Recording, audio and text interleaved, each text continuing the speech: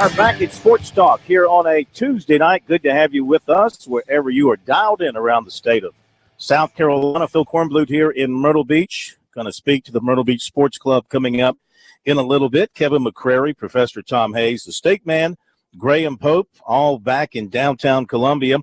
Recruiting report coming up in just a few minutes. More of your phone calls as well. 800-956-7266, the number. Things, of course, winding down.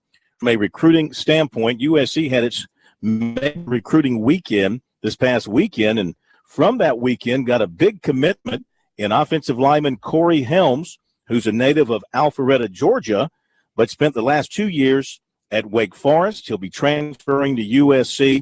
He was a freshman All-American as a center for Jim Grove and the Demon Deacons. Then this past season under the new coaching staff, played some center and guard as well, and he joins us here on Sports Talk. Corey, how are you? I'm doing good. How you doing? We're doing great. Thank you for joining us tonight, and congratulations on your decision to join South Carolina. You had Texas A&M, you had Mississippi State, you had Penn State.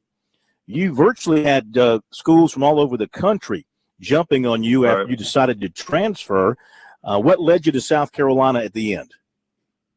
Well, the big thing is, it's really close to home, and I live with my grandmother right now who's not doing very well, so it gives me an opportunity to come home in the off season and help her out. And it also gives my family an opportunity to come to all the games and stuff like that.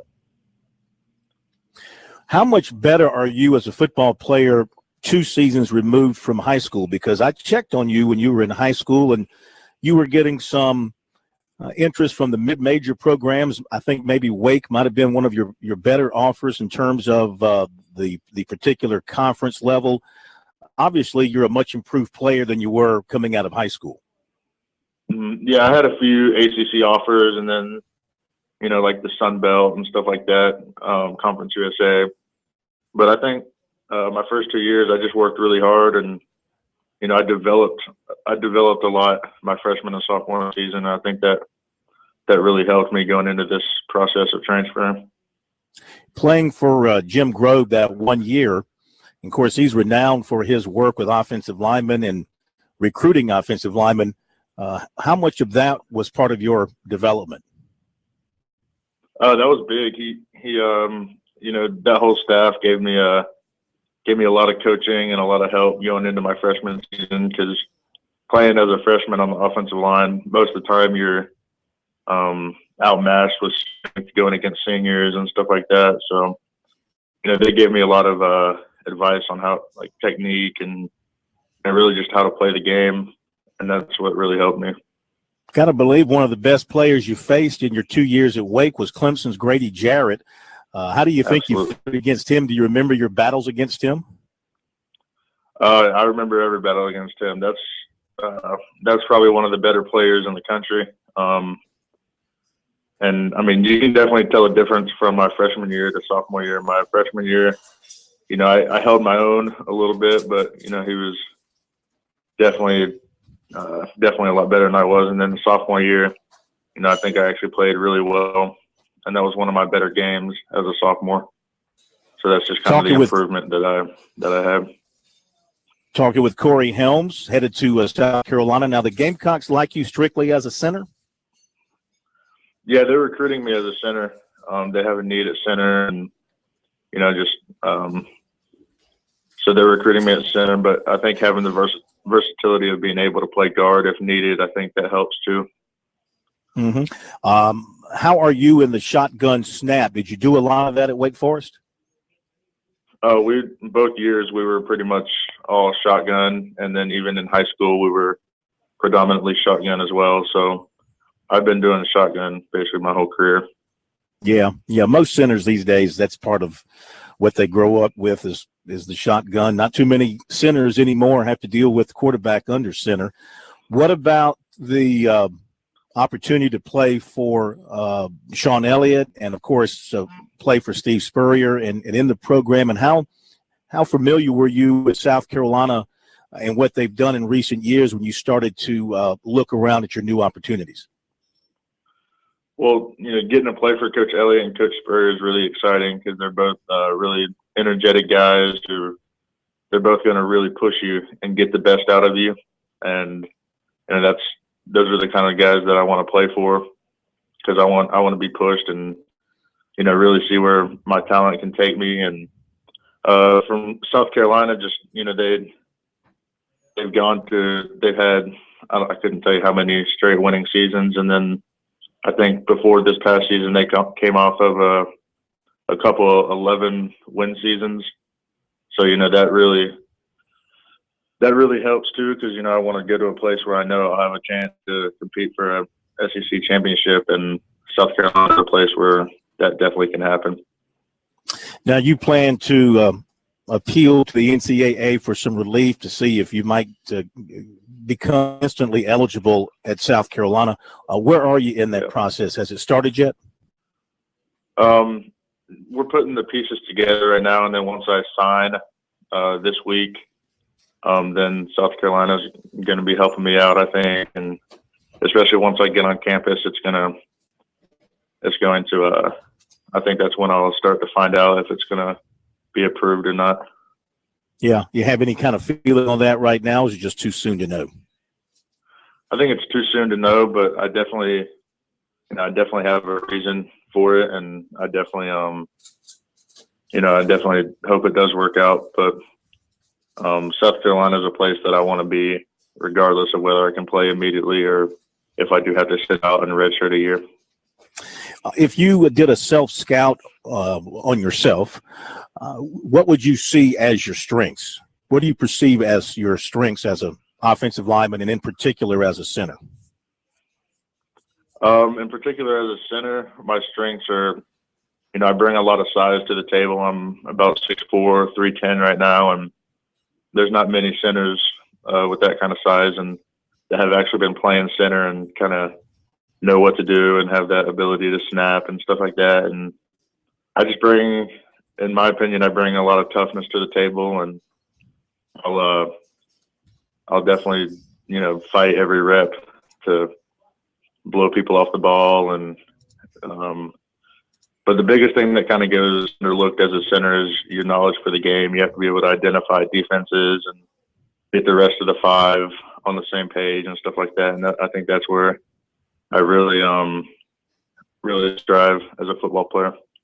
Now, let me ask you, one of the things about Wake Forest, whenever they would come up on the schedule for Clemson and talking about Coach Grove, Coach Grove had some great teams there, and the offensive linemen were always considered to be the strength of the team. And but people thought that sometimes their offensive linemen went across that line and low blocked and went for knees. And I'm not going to say the chop block so much, but when you were there with him that 1 year, did you experience anything along those lines? How would you describe some of the blocking techniques that they taught you there? We definitely, had the ability to cut block on a bunch of different plays, but my freshman year, we actually messed around with a bunch of different stuff to try to find what worked in that offense, and really just boiled down to being physical and just trying to move people and stuff like that. And that y'all were at times. That Wake Forest offensive line was pretty tough. You consider yourself to be a pretty tough offensive lineman too, huh? Yes, sir. Yes, sir. Well, listen, we appreciate you being with us tonight. Congratulations once again on your commitment to South Carolina, and you'll be, I guess, signing some kind of papers again next Wednesday on signing day, correct? I'll actually be signing probably in a couple of days. They're going to – because I don't have to sign on signing day. I don't have to sign a letter of intent. I just have to sign, the SEC agreement and my grant and aid kind of deal. So once I get the papers in the next couple of days, I'll be signing them and sending them. All right, Corey. Thank you very much, man. We appreciate it. Good luck to you. Back in a moment.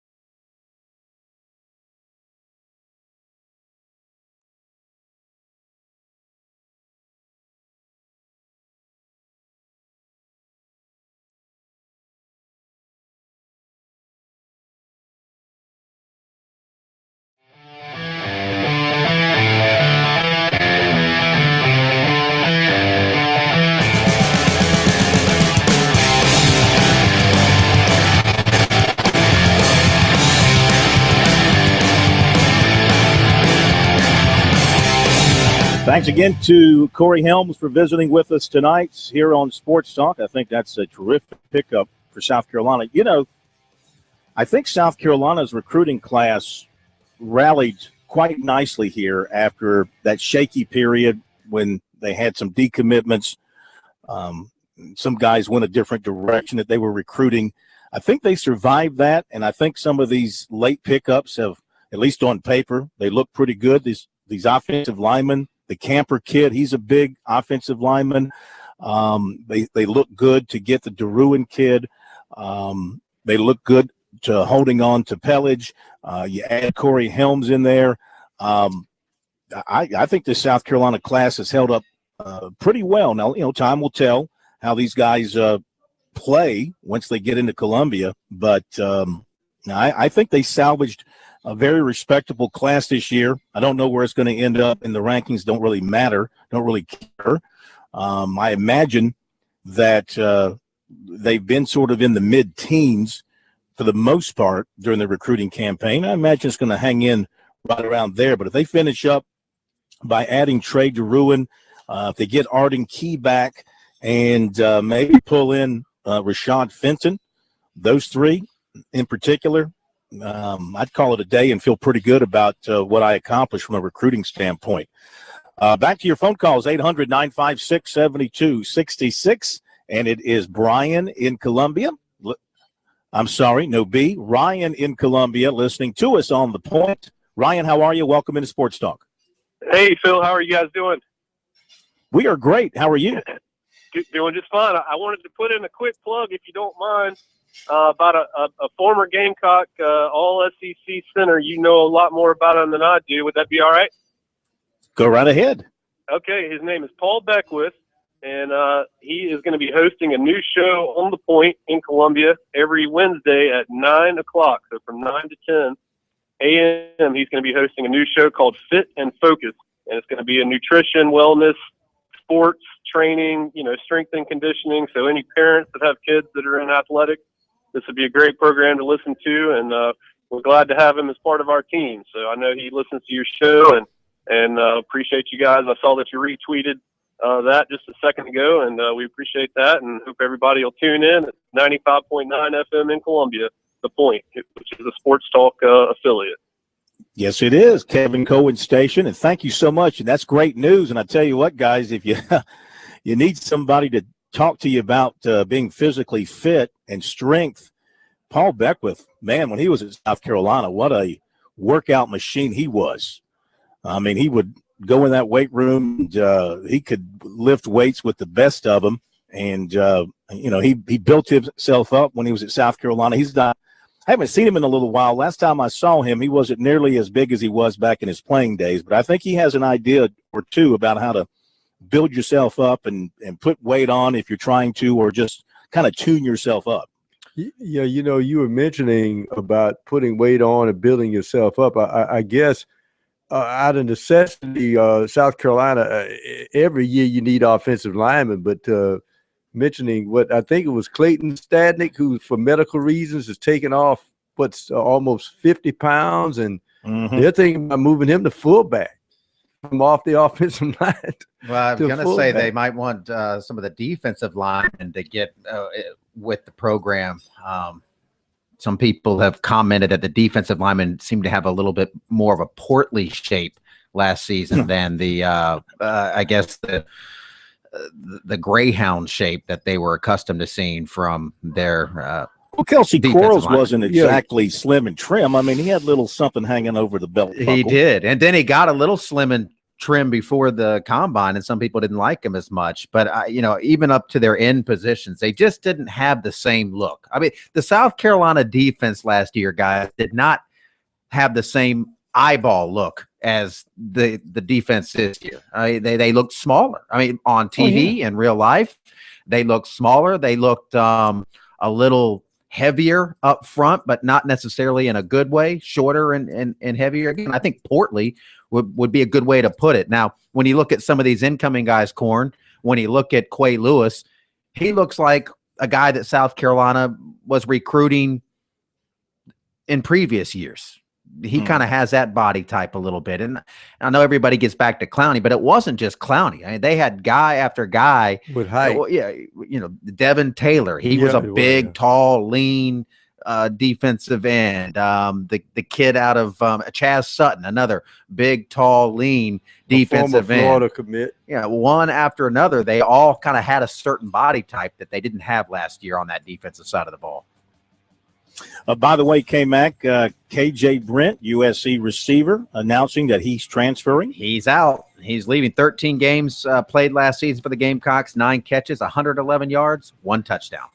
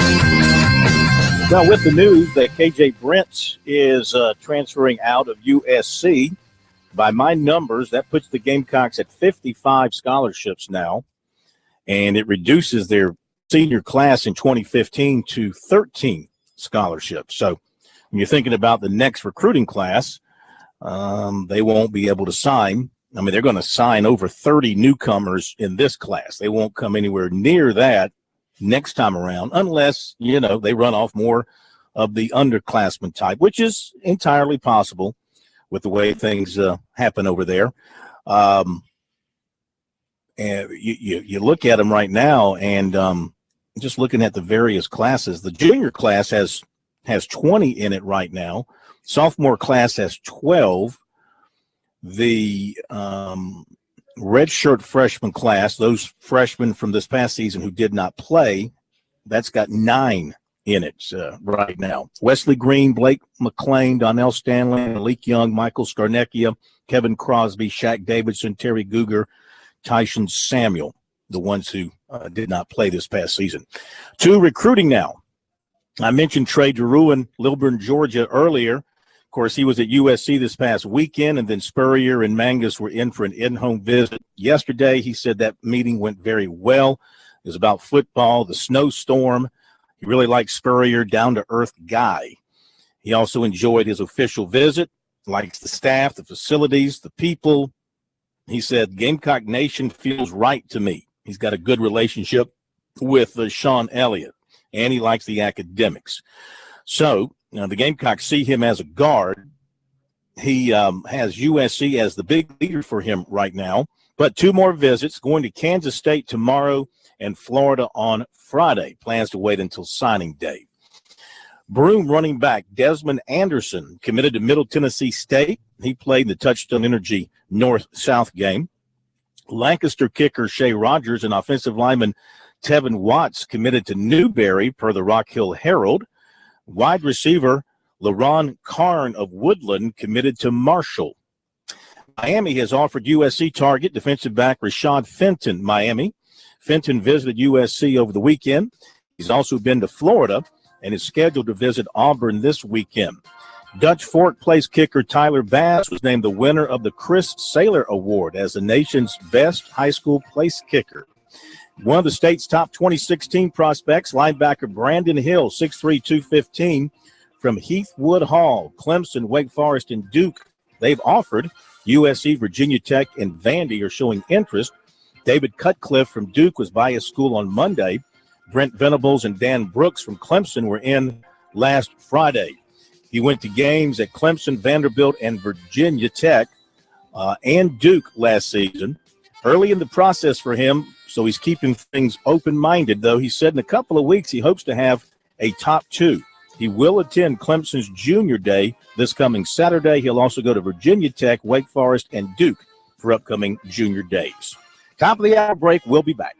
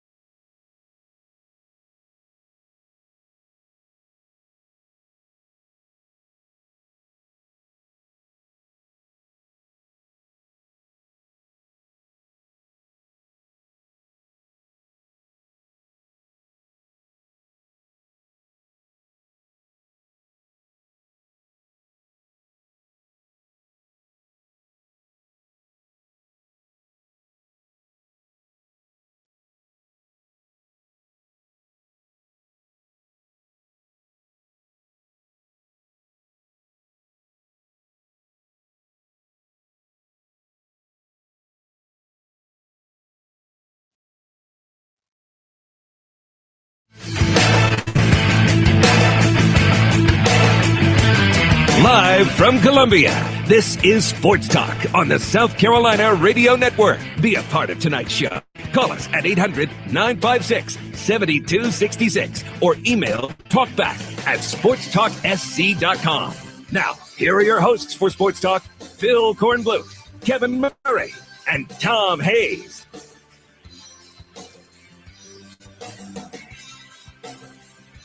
We are back at Sports Talk, South Carolina Radio Network. Phil Kornbluth in Myrtle Beach. We're at Damon's on the south side of the beach. Great place to come and eat right on the beach. My goodness, even this time of the year when it's cold, they've got the hot ribs here at Damon's. That's what they're serving up tonight, and boy, they smell delicious.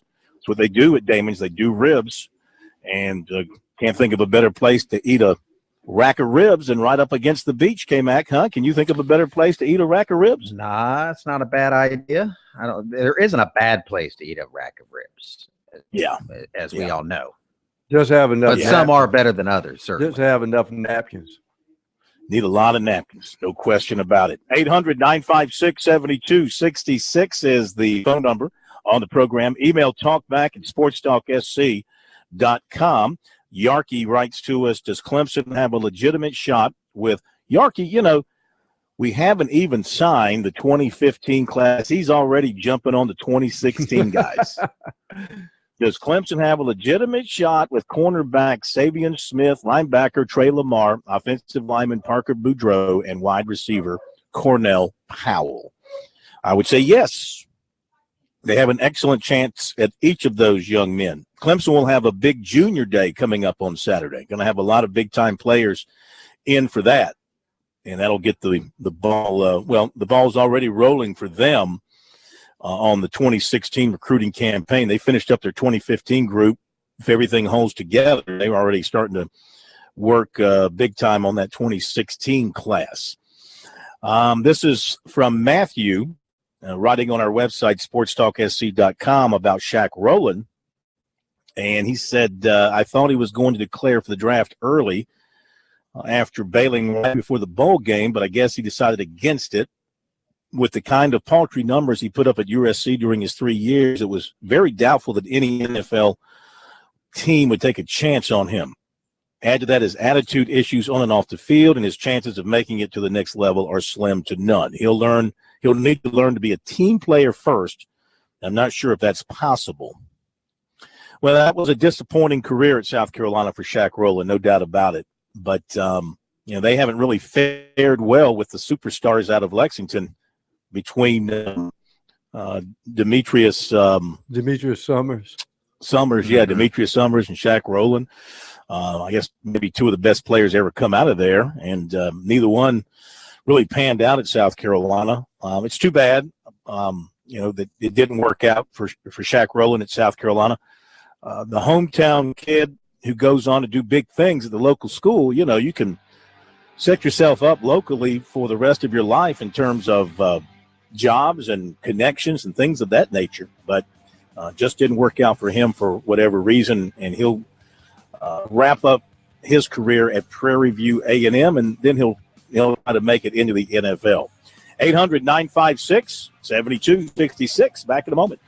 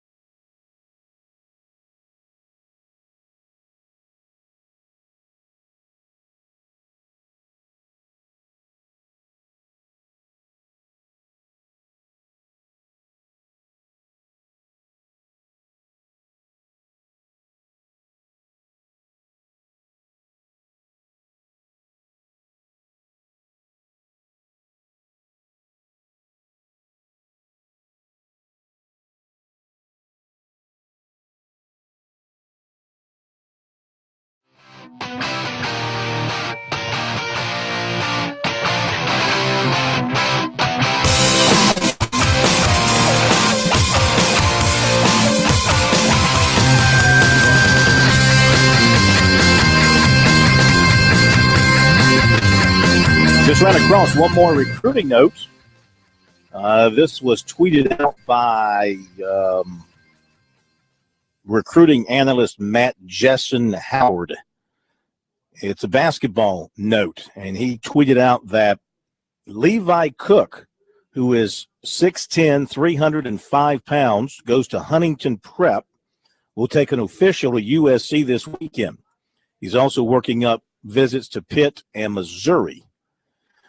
Virginia Tech recently offered him as well. Huntington, West Virginia Prep, so it's in Huntington, West Virginia. Michigan is also involved. So South Carolina got a big man coming in with this Levi Cook out of Huntington Prep in West Virginia. Pittsburgh already took one big man from South Carolina in recruiting. My man Adonis, what was his name? Adonis what? Remember his name? From up in New York? Adonis something?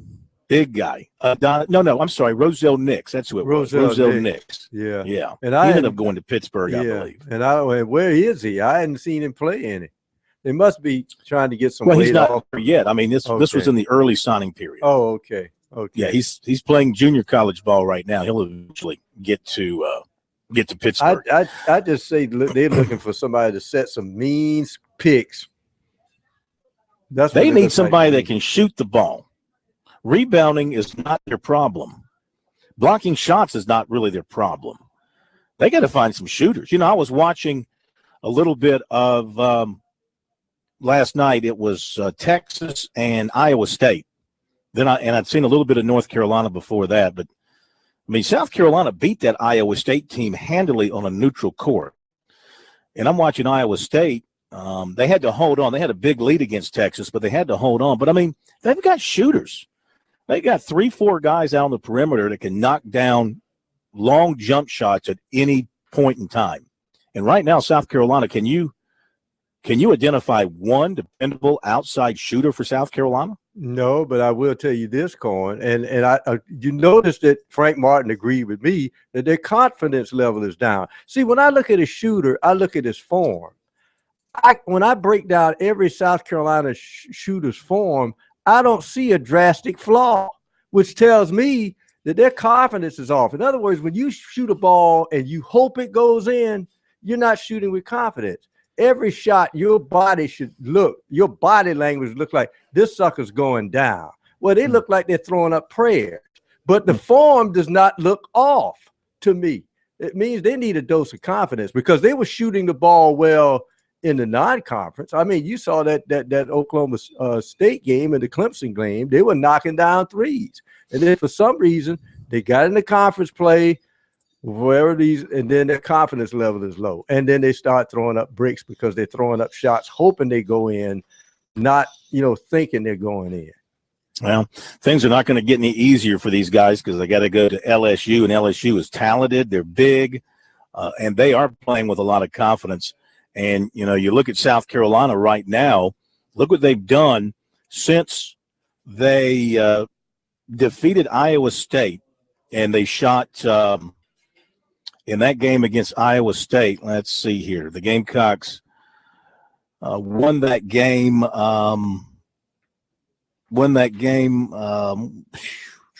64-60. They shot I don't think they shot that well in that game, did they? I think they shot 46. This is kind of a messed up game by game comparison sheet. I think they shot 46% in that game. But, since then, it's just been a struggle for them every time out, topping it with last Saturday's 22% effort against Kentucky to the point now where as a team, the Gamecocks shooting percentage is plummeting. At one point they were shooting in the mid to upper 40s as a team. And now I'm trying to find the where they are. Here we go. Let's see, where's their numbers? they're shooting in conference play in particular, they're shooting 37% to their opponents, 44, almost 45%. So, the drop-off is just, it's hard to understand because, I mean, they haven't played in SEC play. They played Kentucky, and, of course, Florida still has its reputation, but I don't think Florida is the Florida of old. And they played Ole Miss. I don't think they've played any greater competition in SEC play, with the exception of Kentucky, than what they faced in most of their non-league games. But it's conference play, and those conference teams take away what you want to do. Notice how Dwayne noticed as soon as he hits the floor, he's uncomfortable because they take away what he wants to do, because they saw what he did in the non-conference. That's why they tell you about experienced players have a counter. Those guys don't have a counter yet. And here's the thing, Corn. Everybody looks at the three-point shooting. They are shooting with such lack of confidence that you're seeing point-blank layups missed. I mean, it's not just the shots outside. I'm seeing point-blank layups missed, which is one of the reasons, I say that jokingly, one of the reasons they out-rebounded Kentucky is because they were rebounding their own misses under the basket because they were missing layups. When the Gamecocks beat Iowa State, they shot 54% in that game. Okay? And then against Florida, they didn't shoot horribly against Florida. They shot 46%, but they missed 10 free throws in that game. That really cost them. They shot 40% against Ole Miss, 37% against Alabama. They shot 41% against Auburn. They shot 50% against Tennessee. And like I just said, 22%, 23% against Kentucky. So, it's been pretty much a downward spiral for them shooting the basketball since the start of SEC play. Yeah, in that Tennessee game, Tennessee hit a rare 10 of 18 from three-point range. And as I said, as soon as Tennessee got back home against Texas A&M, they started flailing bricks from three-point range because they fell in love with it, because they said, well, we knocked down 10-18 at South Carolina. We can do this. No, you can't. You just had a rare night. But South Carolina has a way of giving teams that three, and they hit it. I've always said that the sight lines in that arena is some of the best I've seen. I haven't been in all the arenas. But, if you can't shoot in your own arena, that scares you. And that means that your confidence is down. Well, the shame of it is, too, about this South Carolina team is I think in many important areas of a basketball team, they're much improved. I think they're a good defensive team. I think they're a better free throw shooting team by and large than they have been. They're definitely a better rebounding team.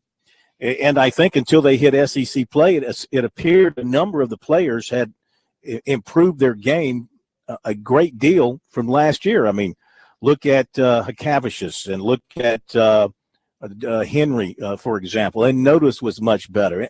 But it's like they all plateaued up in Brooklyn with that Iowa State game. It just all plateaued, and then collectively since then they've hit a slump.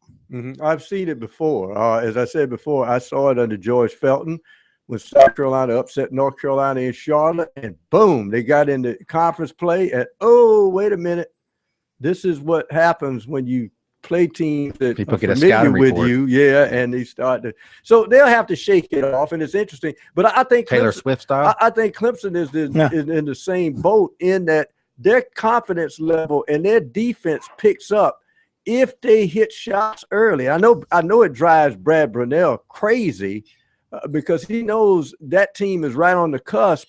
But when you have a low level of confidence early and those shots don't drop early, you crawl yourself in a hole. They were able to escape against Wake Forest, but some of the more difficult teams against the ACC, Clemson brings their defense every night. Every night they bring their defense. It's the shooting touch that really cuts on their confidence if they don't go down early. All right, 800-956-7266, our number here on Sports Talk. We'll be back in a moment.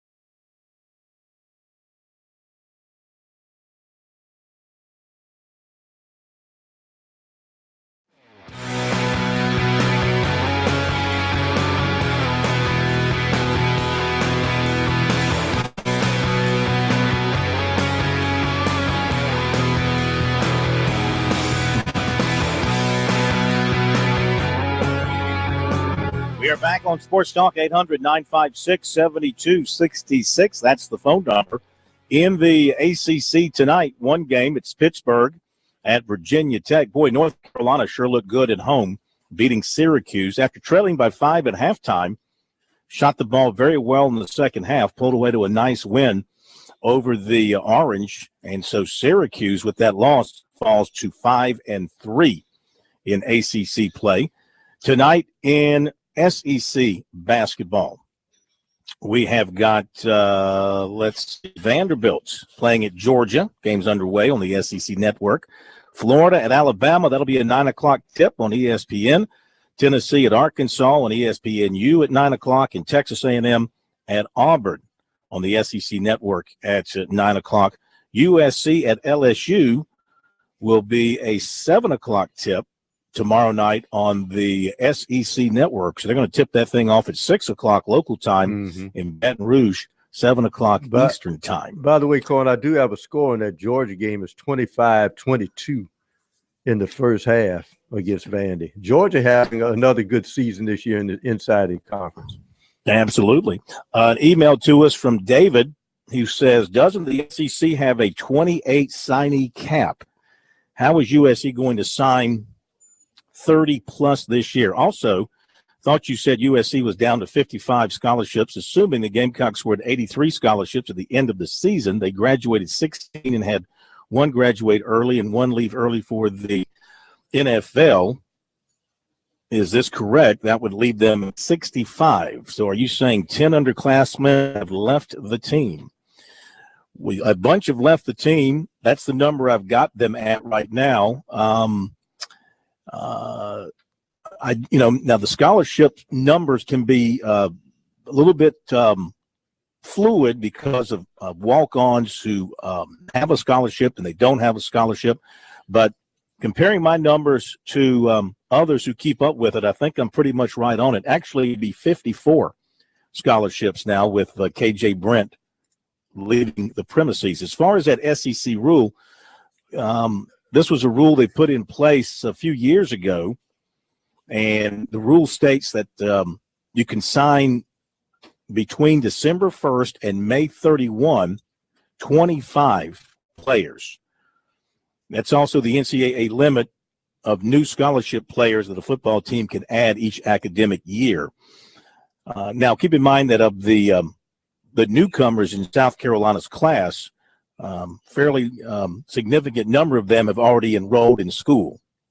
So don't believe if they can count back and fit in to the scholarship numbers from the previous years. I think that's the way that you get around that. That's what schools have been doing in large part, not only just in the SEC, but around the country, and that is getting these guys into school early, letting them count back on some other classes, and then keeping their numbers to 85 by the time they get into fall camp. That's the key thing. When you get to camp in August, you got to be at 85 scholarships no matter how you work it out. All right, I'm going to leave it with you guys the rest of the way. Have a great night, K-Mac Pro Steak Man. I'll see you tomorrow night. All right, and we've got Brad Brunell around the corner.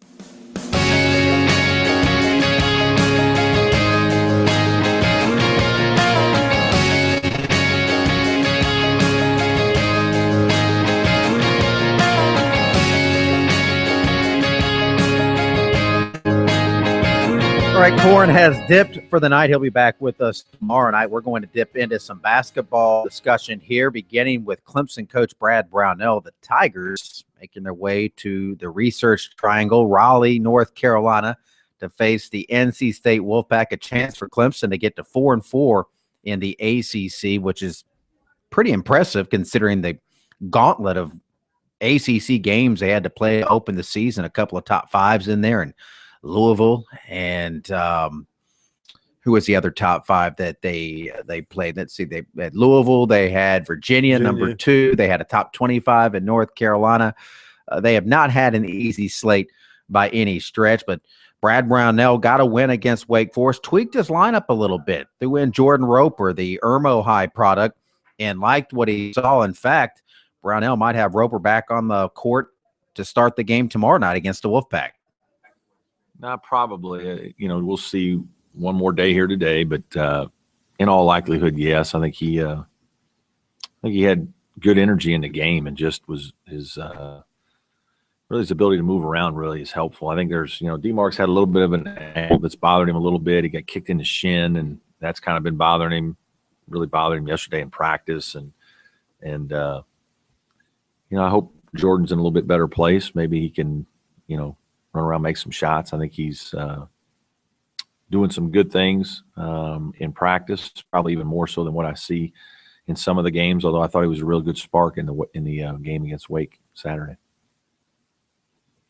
Good offensive team that you're going up against the NC State. Just talk about kind of slow that offensive attack. Yeah, they're just really a powerful lineup. They've got big bodies inside, and they can score around the rim. Lace is fantastic out on the perimeter. Ralston Turner, one of the best shooters. Lacey can do it both ways. He can do it off the bounce. He can do it. He can pull up into his shot. He can shoot off screens. I mean, they have a lot of guys that can score. They kind of run their big guys in there and kind of sub them in, and they all play a lot of minutes, or about the same types of minutes. So there's not like one anchor guy, but Kyle Washington, Anjay, both big guys that can play. Abu, the freshman, is top 50 player, really talented. Has shown signs of being outstanding. Beginning of the Miami game, scored like first 10 points. So they have a lot of good pieces, and playing at home, they played a lot of confidence. Their offense was really good the other day against Notre Dame. Certainly, getting back in transition is important. I think having good offensive possessions is important on the road. You have bad offensive possessions, and that leads to some transition basketball for the other team. And so we're going to have to have good possessions. Can't turn it over. Need to get quality shots. Going to have to make some threes. Need to get the ball inside more to Landry. Thought we missed him, probably 4 or 5 times in the Wake Forest game when I went back and looked at the film. I knew we missed him a couple times during the game, but there was probably a couple more times that I thought we missed him, that we needed to get him the ball. And when he gets decent position, we got to throw it inside some. Is there concerns, especially with the number of minutes that Deron and Rod have to play, that these guys are starting to do? A little bit, yeah. There's a little bit of concern that we've got to be careful. We're not practicing. We're only going to be on the floor an hour today. We're trying to monitor some of the guys, and even when we're out there, we're mixing in reps as best we can. But there are some guys that are certainly just going to have to log more. I do think it affects guys differently. I thought Dante was feeling it a little bit about a week, 10 days ago. I thought he was, a little tired. He looks better this week. Seems good. Doesn't seem to be complaining of anything. I was worried about him, but I think he seems okay again. I hope he can make it through the year feeling good about himself and feeling good about his, his legs and just his mind, just the wear and tear. It's not all physical. Sometimes it's a wearing effect mentally for young players. Just a lot more studying of game plans and things that you have to do that probably haven't done much. But Rod, I think, is able to handle it better. He's been through it a lot. I think he knows what to expect. Doesn't mean we don't have to be careful with him. We do. Certainly JB's a guy we have to watch. He's still a relatively young player. And the position he plays, he's involved in a lot of physical play, and he's a little bit undersized, so sometimes that even takes more out of you.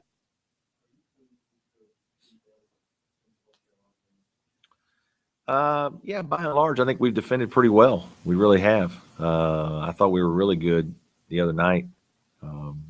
Okay against Florida State. We've had some games where we've defended very well, and certainly have put ourselves in position with our defense to win some games. Haven't always gotten it done, certainly. It'll be a great challenge with NC State to guard better. But I think this team is improving defensively, and we've done reasonably well there. Offensively, we've got to continue to get much better, and we're trying to address some of that as best we can. A couple weeks ago, in series, you talked about Cooney as a guy who seeks out his shot. Yeah. In what ways is Ralston Turner similar or different? A little different in that they run they run him off a lot of screening action, along the baseline a lot. They run staggers for him. They have down screens within their UCLA high post stuff that can get him shots, and he has size and a quick release, and so you can be kind of on him and he can still get it off. And then then there's always transition and offensive rebound. Like he made a three against us here they got an offensive rebound, turning threw it out to him, and guys going to rebound. Now all of a sudden he gets a free one. So it's just I think Mark does a good job of doing things for their shooters, and before him it was Scott Wood, and then they find him, and now it's him, and they just have little packages in there for those guys that are hard to guard. And these runaway shooters like this, these guys are, they're hard to get a hold of, and he certainly is one. You're prepping for this point of emphasis. First, talk about just offense and a meeting score offense. So, are you at the point right now where you're emphasizing offense more in practice? Well, I don't know that we're emphasizing it more, but I think we're certainly talking to our guys about the importance of certain things, shot selection and taking care of the ball. And we only had 7 turnovers the other night. I think we had a reasonably low number. Maybe it was only 9 against Florida State, so I think we've gotten a little better at that. For whatever reason, we're in a free throw, hole right now in terms of not shooting free throws well. We've shot them reasonably well at times this year, but we had a bad week. It's one of those topics you're a little scared to talk too much about with your team. Certainly working on it, talking to a few guys about a few things, but you don't want to make it bigger than it is. I think you make it bigger than it is, sometimes it becomes even worse. And I'm a little worried about that right now. Just in a couple guys' heads, we just got to get up there and shoot them. And but I think we just talking about 1 or 2 things in our offense. We're trying to get a little better offensive transition. I think we're getting some misses. We got a lot of misses in the last 2 games where the other team doesn't score. We get the rebound. And the funniest thing is when you watch our team play, there are certain games we'll grab the rebound and we'll walk it up. We did that some at Virginia. But like Saturday, it was run it up as fast as you can every time, and we still score 59. We really don't get a lot out of it enough. And I was pleased that we didn't turn the ball over. Sometimes we're taking a little bit of a quick shot. We have to get better at executing and making more out of our transition offense. Brad Brownell with a lengthy preview there of tomorrow night's matchup against NC State. Another one of those late tips, 9 o'clock tip in Raleigh. So you have to burn the midnight oil if you want to catch all of that one. But Clemson hoping to get back to 500 in the ACC. Dawn Staley after that big win over Texas A&M. We've got her coming up right around the corner.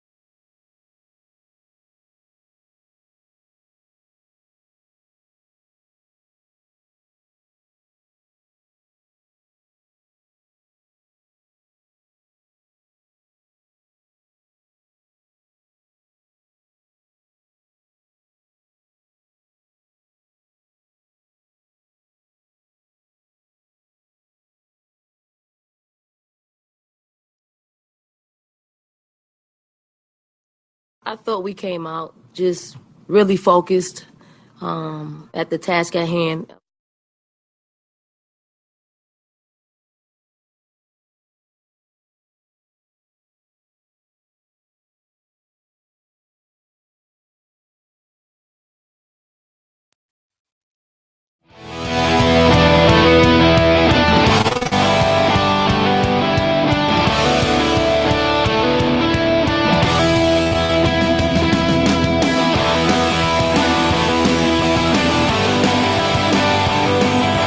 We continue on Sports Talk. We can probably squeeze in a few calls here before the end of the program. If there's something on your mind, dial us up 800-956-7266, toll-free number for you there.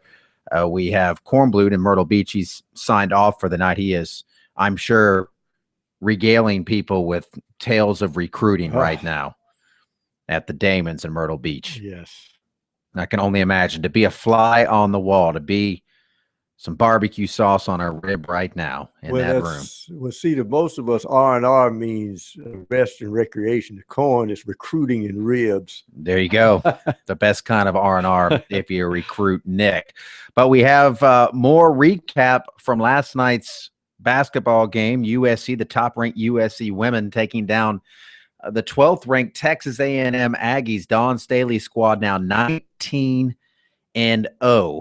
And cruising, and she talked to reporters after the ball game.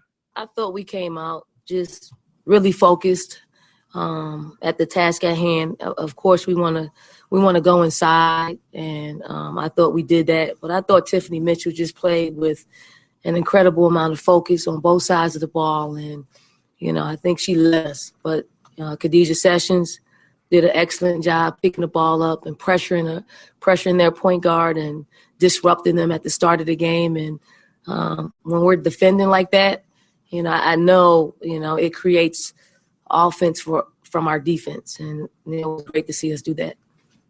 Don, talk about your bench. 41 points off the bench, outscoring the Aggies bench 41-8. How important is your depth now going down the stretch here in SEC play?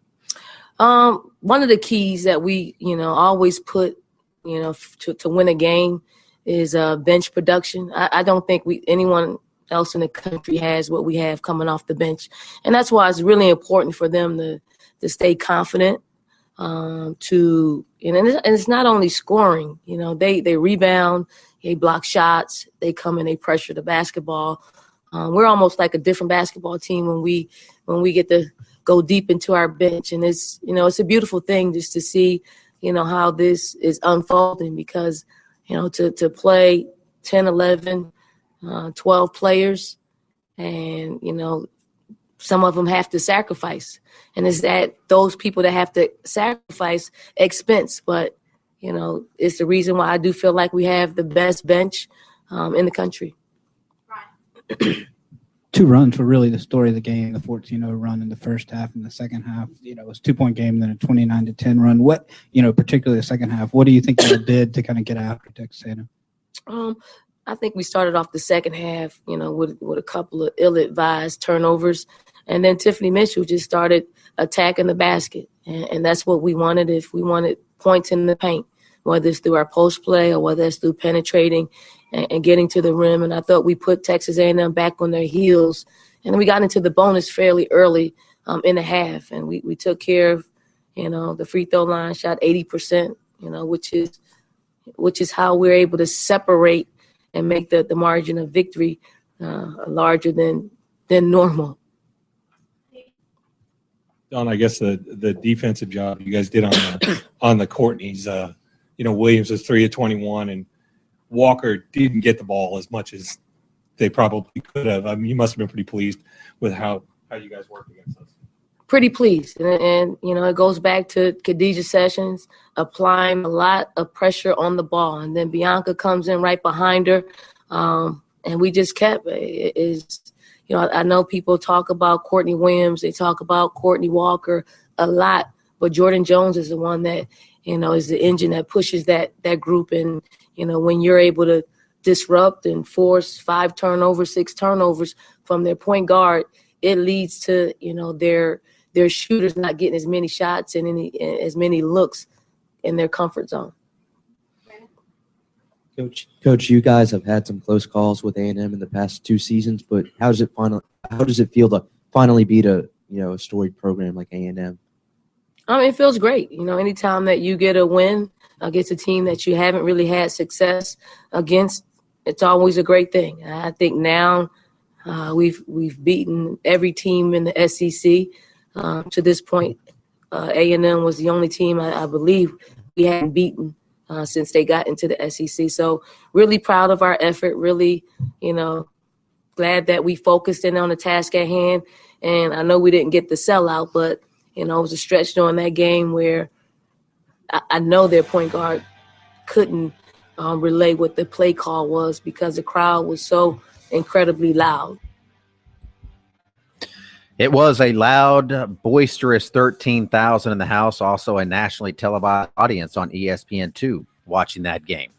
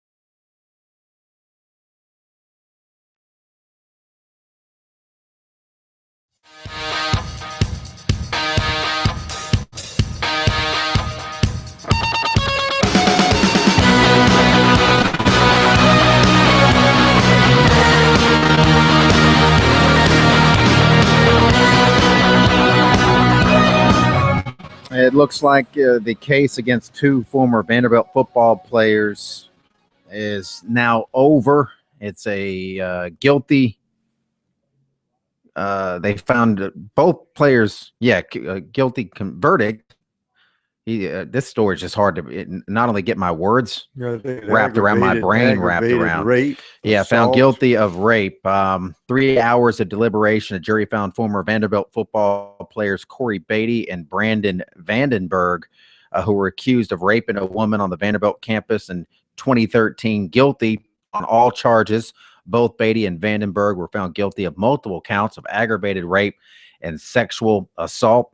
In July of 2013, Vandenberg, Beatty, and 2 other former Vanderbilt football players were accused of raping an unconscious woman in Vandenberg's room and recording the attack on their cell phones. The Tennessean has a full breakdown of those charges.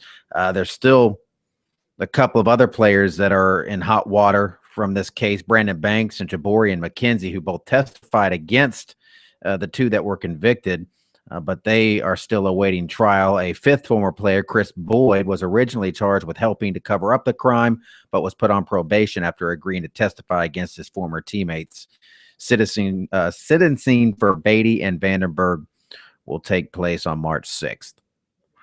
Okay, so they could get 20 plus. And reading the details of this case, they probably deserve 20 plus. That was Yeah. a pretty horrendous case for sure. All right, let's you got your eye on any basketball there, Yeah, Pro? yeah. There's only one game in the ACC tonight, and that's Virginia Tech, who just lost a heartbreaker to number 2 Duke. Led almost the entire game, came back. I don't know if you saw that game Sunday, but then Virginia went on something like a 12-1 run and won that game, I think, by 4 at Virginia Tech. But they're playing Pittsburgh tonight, and they're leading Pittsburgh 29-24 at the half. In the SEC, they have 4 games, but only one right now at the half. It's Georgia 31 and Vanderbilt 28 at the half down in Athens. Yeah, and looking at some top 25 scores, Georgetown and Xavier at the half, 29-16 Xavier. So the Hoyas on pace to score 31 points in that one. Late in the first half, West Virginia, 17th ranked Mountaineers with a 26-24 lead on Kansas State, and Shaka Smart and VCU, 14th ranked Rams on top of George Washington at the half, 29-21. And you talked about Clemson.